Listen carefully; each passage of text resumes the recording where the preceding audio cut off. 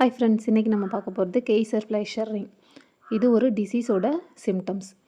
So இந்த ரிங்குன்னு சொல்லியிருக்கேன். அப்போ எதில் வரும் அப்படின்னு பார்த்தோம்னா, இது ஐ ஆப்தால்மாலஜியில் வரும். ஐ சுற்றி கார்னியாவை சுற்றி ஒரு க்ரீனிஷ் கோல்டு ஆர் ப்ரௌனிஷ் கலரில் ரிங் இருக்கும். மெயினாக எங்கே இருக்குன்னா லிம்பஸ், கார்னியாவுக்கும் ஸ்க்ளீராக்கும் நடுவில் இருக்கிற இடம் தான் லிம்பஸ்ன்னு சொல்லுவாங்க. அதை சுற்றி தான் அந்த ரிங் ஃபார்மேஷன் ஆகும். எந்த டிசீஸில் அப்படின்னு பார்த்தோம்னா வில்சன் டிசீஸில் தான் இந்த கெய்சர் ஃப்ளைஷர் ரிங் வரும். இந்த வில்சன் டிசீஸ் அப்படின்னா என்னென்னா, காப்பர் எக்ஸஸாக நம்ம பாடியில் அக்குமுலேட் ஆகிடும். ஸோ அக்குமுலேட் ஆகிறது டெசமெண்ட் மெம்பரேன் ஒன்று இருக்குது.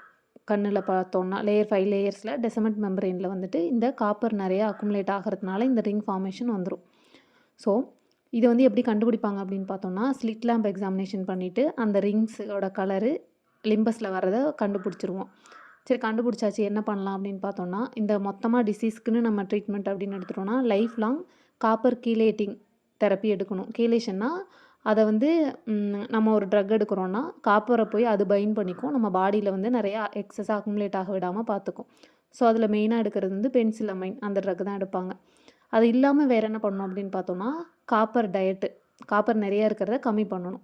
ஸோ ஷெல்ஃபிஷ் சாப்பிடக்கூடாது, சாக்லேட், நட்டு, மஷ்ரூமு, ஆர்கன் மீட், இதெல்லாம் காப்பர் அதிகமாக இருக்குது, இதெல்லாம் கம்மி பண்ணிடணும், அவாய்ட் பண்ணிடணும்.